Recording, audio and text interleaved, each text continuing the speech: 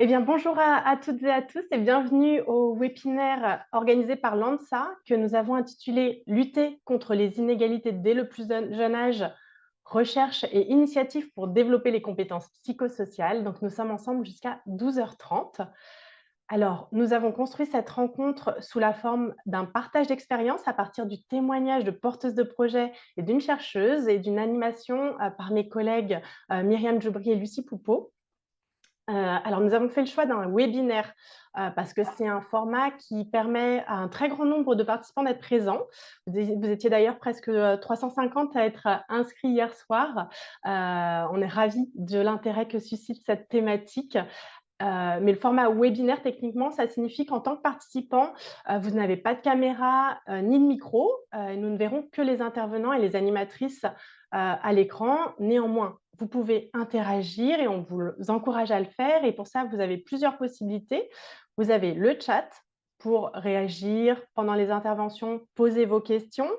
Vous pouvez aussi lever la main via l'outil, Zoom et nous pourrons alors vous permettre d'ouvrir votre micro pour que vous interveniez directement.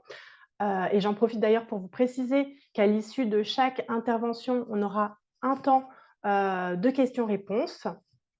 Et j'en profite aussi pour vous signaler que l'ensemble des échanges, est enregistré et que le replay ainsi que le compte rendu, de la réunion, vous seront transmis, dans une dizaine de jours.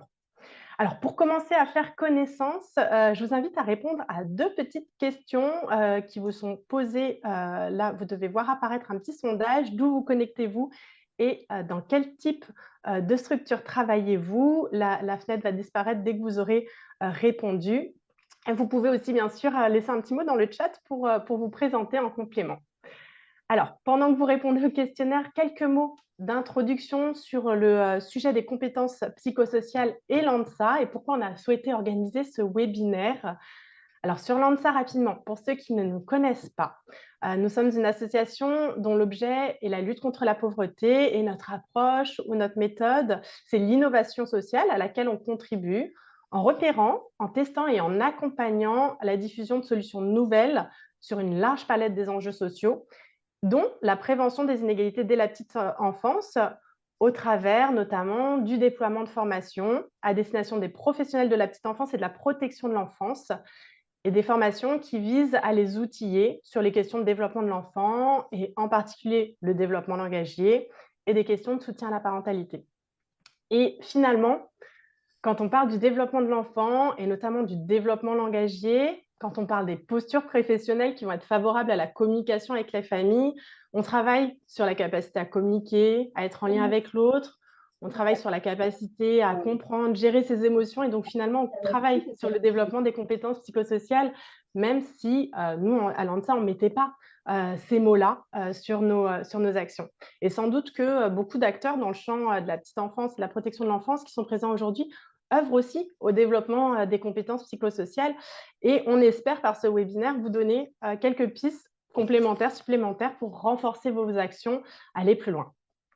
Alors pourquoi œuvrer en faveur des compétences psychosociales et appréhender ici comme un levier de prévention des inégalités? Alors d'abord parce qu'on sait, c'est documenté, nos intervenants y reviendront, les compétences psychosociales, elles sont clés pour entrer dans les apprentissages scolaires, pour plus tard s'insérer dans la vie sociale, dans le monde du travail et elles sont aussi étroitement liées à l'adoption de comportements qui vont être favorables à la santé physique, psychique des personnes. Et on sait aussi que les enfants qui sont issus de milieux socio-économiques précaires ont souvent moins d'opportunités pour développer ces compétences en raison de contextes qui vont être marqués par le stress familial, des conditions de vie précaires, un accès limité à des environnements ou des ressources éducatives stimulantes. Et donc, investir sur les compétences psychosociales auprès des enfants et des adultes qui les accompagnent constitue un levier de réduction des inégalités. Ce webinaire va s'articuler autour de 3 temps successifs. Camille, je te laisse nous repartager le déroulé du webinaire. D'abord, une présentation par Béatrice Lambois de Santé publique France des travaux de Santé publique France sur la définition des compétences psychosociales et de l'outillage qui est proposé pour accompagner les professionnels sur ces questions. Et la présentation de 2 initiatives, le projet Relier pour grandir, une formation à destination des professionnels de la petite enfance et en fin de webinaire, les initiatives auprès des enfants et des enseignements qui sont portés par la direction des services départementaux de l'éducation nationale dans les Yvelines. Avant de donner la parole à Myriam Djoubri et Béatrice Lambois, je vous livre rapidement le résultat du petit sondage qui nous fait office de tour de table. Alors, j'essaie de vous partager les résultats. Alors, parfait. Donc vous, venez des 4 coins de la France quand même, pas mal d'Auvergne-Rhône-Alpes, Provence, Alpes-Côte d'Azur et d'Île-de-France. Mais on a y compris des personnes qui se connectent depuis l'outre-mer et l'étranger. Merci beaucoup à vous d'être avec nous. Et puis, dans les structures, organisations que vous représentez, on a une majorité de collectivités et puis un quart d'associations, entreprises. On a aussi quelques représentants de l'État, de la CAF et de la CNAF et le secteur de la recherche. Merci à tous d'être parmi nous. Myriam, je te laisse tout de suite introduire notre premier temps.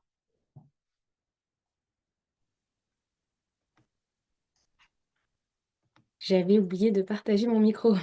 Merci Nelly pour cette présentation des compétences psychosociales et de leur importance dans le développement global de l'enfant. Comme tu l'as dit, nous allons maintenant nous intéresser aux travaux de recherche qui nous ont conduit, à considérer les compétences psychosociales comme levier essentiel pour réduire les inégalités dès le plus jeune âge. Et aujourd'hui, nous avons donc le privilège d'accueillir Béatrice Lambois, conseillère scientifique et copilote du programme sur les compétences psychosociales chez Santé publique France. Donc, bonjour Béatrice, merci d'avoir accepté de partager avec nous aujourd'hui votre expertise sur cette thématique. Euh, Bonjour et merci à vous pour l'invitation. C'est toujours un plaisir. mer- Merci. Pour commencer, peut-être pouvez-vous nous expliquer à quoi fait-on référence lorsqu'on mentionne les CPS, compétences psychosociales? De quoi parle-t-on finalement? Alors, juste un petit mot d'introduction, en fait, et je vois que ma présentation circule pas, donc voilà, si on peut la projeter. Donc voilà, j'ai très peu de minutes, je vais faire une introduction. Donc c'est une introduction au CPS sur, plutôt l'état de la situation, à la fois recherche, mais aussi, politique, puisqu'il y a un enjeu, très important actuellement et qu'il y a une actualité très riche, hein. Donc voilà, c'est avec, cette, double casquette, comme vous l'avez dit, que je fais cette introduction qui va être très rapide et efficace, on va essayer. Euh, L'objectif global est de construire pour Santé publique France une culture commune dans le cadre de la stratégie interministérielle. Et Santé publique France, l'Agence nationale de santé publique, est là en appui scientifique et puis en appui technique, on va le voir. Donc, en effet, avant d'aller plus loin dans la présentation, il va être important d'avoir une définition commune. Donc, c'est ce qu'on a fait dans le cadre de notre premier travail. Donc, c'était un état des connaissances et un référentiel qui a été produit en 2022, où, dans le prolongement de la définition qui a été proposée par l'OMS, nous avons, grâce à un bilan de la littérature et à un groupe d'experts, nous avons enrichi cette définition pour essayer d'être plus spécifique et non pas définir uniquement les CPS par leurs effets, mais par ce qu'elles sont. Donc, ce qu'elles sont, ce sont un ensemble cohérent et interrelié de capacités psychologiques, de nature cognitive, émotionnelle et sociale, qui ont énormément d'impact. Et c'est pour ça qu'on voit que c'est un déterminant majeur de la santé et de la réussite éducative, puisqu'elles impactent directement l'état de bien-être des personnes, modifient et améliorent les relations, les interactions et construisent des interactions constructives, augmentent l'autonomisation et le pouvoir d'agir, ce qu'on appelle l'empowerment, favorisent le fonctionnement et le développement optimal de la personne. Donc, si on rentre de façon un peu plus spécifique dans la diapo suivante, donc sans rentrer dans le détail et la classification, il y a vraiment un enjeu de classification, puisqu'il existe plusieurs classifications au niveau international. De notre point de vue, on a fait un bilan de ces classifications, on a essayé de les compiler et on s'inscrit toujours dans la première classification qui aurait été proposée, dès les années 90 et 2000 par l'OMS et on a souhaité encore enrichir ce travail réalisé par l'OMS en s'appuyant sur les nouvelles classifications. Donc globalement, qu'est-ce qu'on peut voir? On peut voir que, les CPS regroupent un ensemble important de sous-compétences psychosociales qu'on regroupe autour de 3 univers, donc les compétences cognitives, les compétences émotionnelles et les compétences sociales. On a après, cherché à les organiser en différenciant les compétences générales, dans les cercles pleins et des compétences spécifiques plus opérationnelles, avec l'idée d'être de plus en plus opérationnel. Dans notre dernier référentiel qui va sortir le mois prochain, on a encore, synthétisé et rendu les choses un peu plus opérationnelles et là, on va distinguer 2 types de compétences générales. Les premières compétences, on est toujours sur, la diapo des catégories. Juste pour avoir en tête, donc dans un premier temps, il va y avoir dans toutes les compétences un temps, je dirais de prise de conscience du fonctionnement cognitif, du fonctionnement émotionnel et une reconnaissance de la situation sociale avant de chercher à les modifier par des compétences plus complexes, des compétences qui vont permettre de résoudre les problèmes. Donc par exemple, pour les compétences cognitives, il va falloir comprendre et améliorer notre connaissance de soi avant de chercher à atteindre des buts et à résoudre des problèmes. De même pour les compétences émotionnelles, on va prendre un premier temps pour comprendre comment fonctionnent les émotions, comprendre et identifier, ce qui se passe en soi au niveau de notre expérience émotionnelle, avant de chercher à les réguler. Pareil pour les compétences sociales, il va y avoir un premier temps où on va poser un cadre de communication positive, empathique et constructive, construire des relations, constructives avant de chercher à résoudre des problèmes.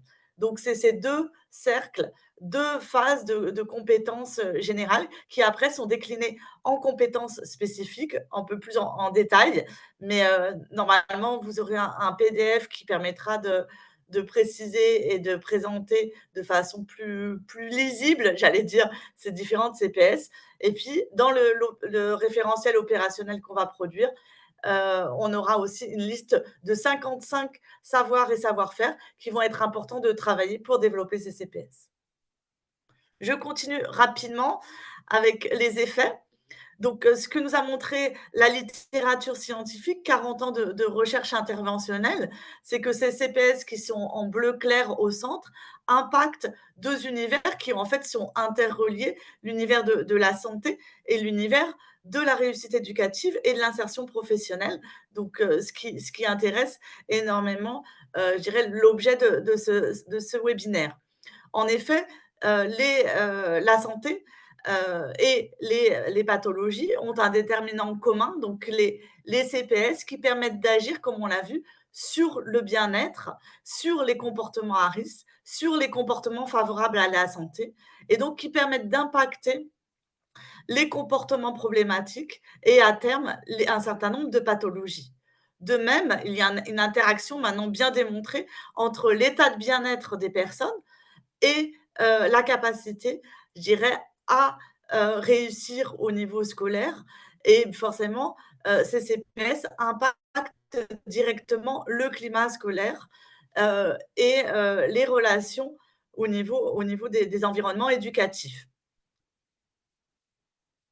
Donc là, j'ai détaillé les flèches du bas. Il faut savoir que ces CPS, elles-mêmes, sont déterminées par un certain nombre de facteurs, des facteurs biologiques, personnels, des facteurs langagiers et des facteurs aussi relationnels, puisque les CPS des enfants, vont se construire dans un environnement social porteur et donc vont être dépendantes des CPS des adultes en position d'éducation. On peut continuer. Pour aller rapidement du coup sur, la stratégie, interministérielle qui a été mise en œuvre en 2022, lancée en 2022, elle s'appuie, sur un grand nombre de travaux et de plans de santé publique qui étaient déjà lancés et c'est vrai que, à partir de 2020-21 et les assises sur la santé mentale a été annoncée une stratégie interministérielle. Il faut savoir que c'est une première en France de travailler comme ça avec 8 ministères, plus maintenant la culture qui nous a rejoints, de travailler en interministériel sur un facteur de protection dans le champ de la promotion de la santé et de la santé mentale. C'est vraiment une première en France. Et ce qui est assez exceptionnel, c'est que ça s'inscrit, en plus de s'inscrire dans un plan de santé publique, ça a été formalisé dans le cadre d'une instruction. Donc en bas à droite, je vous invite à aller la consulter. Elle détaille notamment les objectifs et les modalités de travail. Rapidement, les objectifs, je les présente dans la diapo suivante. C'est des objectifs particulièrement ambitieux puisque cette instruction porte comme objectif le fait d'ici 15 ans, de permettre à tous les enfants de développer leur CPS dès le plus jeune âge, pendant toute leur croissance et dans tous les milieux. Avec l'idée donc que la génération 2037 soit la première à grandir dans un environnement continu de soutien au développement des CPS. Donc, on voit bien que ça impacterait toute la société si on pouvait atteindre cet objectif et j'espère qu'on va se donner tous les moyens pour. Au niveau des objectifs plus opérationnels, des objectifs de résultats, on en a 4 qui sont mentionnés dans l'instruction interministérielle. Un premier objectif autour de la santé mentale, un deuxième sur le tabac, un autre sur le climat scolaire et le bien-être en lien aussi avec la politique de lutte contre le harcèlement et un autre sur les résultats scolaires. On va continuer avec l'appui de Santé publique France. Donc cette stratégie est coordonnée par la Direction générale de la santé et la direction de la DGESCO au niveau du ministère de l'Éducation nationale. Au niveau plus opérationnel et scientifique, Santé publique France apporte son appui avec l'idée, comme je l'ai dit en introduction, de développer une culture commune qui soit à la fois fondée scientifiquement et d'autre part, qui s'appuie sur les meilleures pratiques françaises, avec l'idée, je dirais, de capitaliser et de partager ces savoirs auprès de tous les professionnels, puisque j'ai oublié de le mentionner, la stratégie interministérielle cible les 3-25 ans et tous les adultes en position d'éducation, donc qu'ils soient professionnels ou au niveau des proches des enfants, parents et éducateurs. Et donc, en gros, on voit bien que, je dirais, la majeure partie de la population peut être impactée par cette stratégie interministérielle. L'idée est justement de s'appuyer et de proposer des interventions les plus fondées et les plus qualitatives possibles. Et donc, l'enjeu de Santé publique France, c'est développer une stratégie de transfert de connaissances et d'expertise. On a commencé donc ce transfert de connaissances par les premiers travaux qui sont disponibles en ligne avec un référentiel que j'ai mentionné, donc, qui a été produit en 2022. C'est un premier référentiel théorique qui va être suivi le mois prochain et dans les prochains mois de référentiel opérationnel. On a co-construit avec l'éducation nationale le kit empathie, qui est en fait un kit d'intervention qui présente et qui permet de réaliser des activités sur les CPS. Donc, je vous invite à aller le consulter sur le site de l'éducation nationale, sur EduScol. Et puis, une dernière diapo, je pense.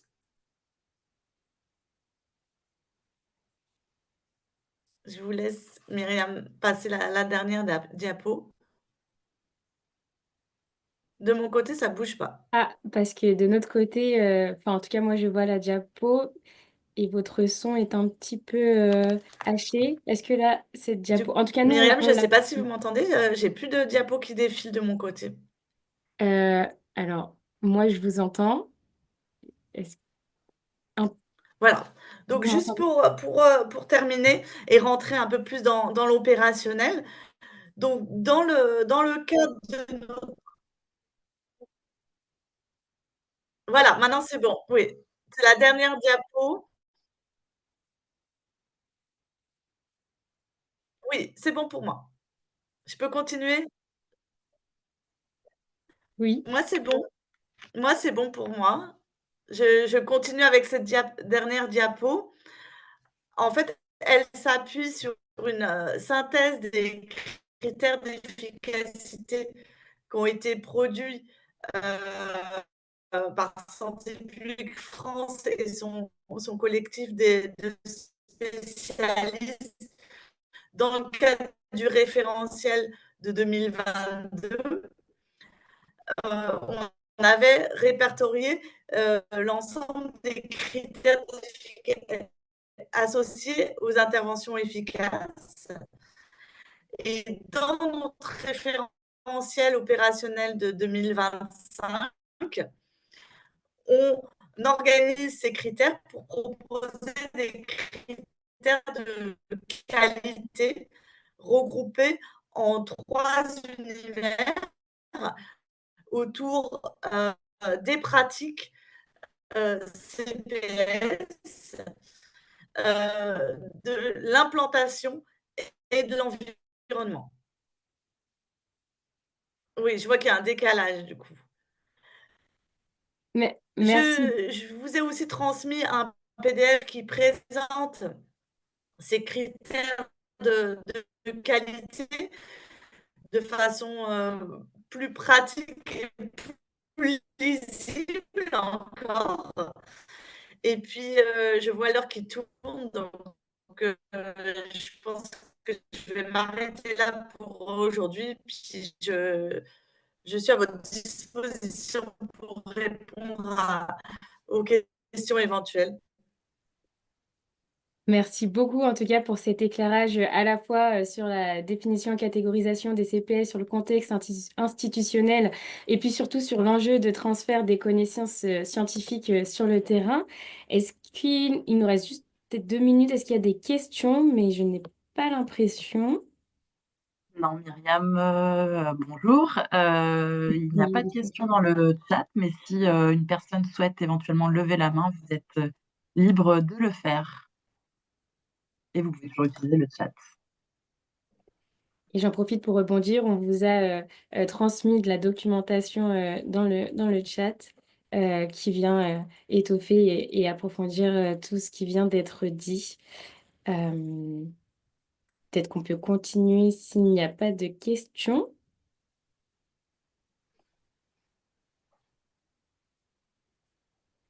Je Ah, vois, il y a je des vois mains. bien Il y levé. a des mains Oui. levées. Ouais. Je permets de parler. Je donne la parole à Élise. Je ne vois pas le nom monter. Vickel,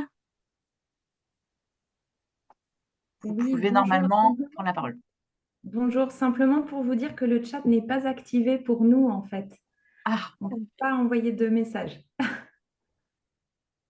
alors on va faire en sorte de régler ce problème technique. Merci de votre alerte. Alors, si vous avez des questions, vous pouvez prendre la main aussi. Prendre la main, lever la main, pardon, pour prendre la main. Mm.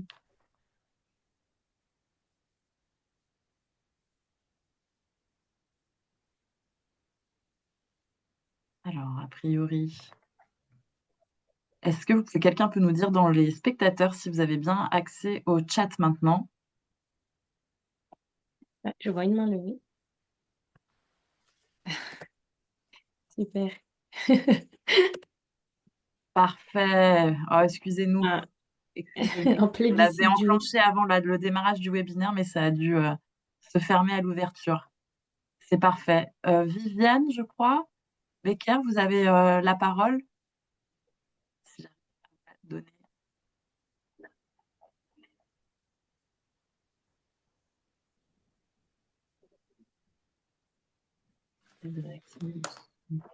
Là, on doit vous entendre, je pense. Camille n'arrive pas à ouvrir le micro.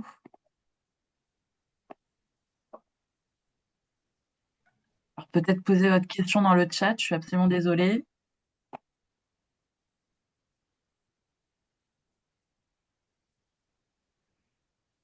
Ah, ça doit être bon. On doit vous entendre. Non, je n'y arrive pas. Ah, recevrons-nous les liens et fichiers que vous mettez dans le chat? Oui, on pourra tout à fait, on joindra les documents avec le compte-rendu et le support. On vous mettra tous les liens, oui. Ah, Non, c'était erreur. une erreur de Viviane. Très bien. Merci. S'il n'y a pas d'autres questions, on peut peut-être passer.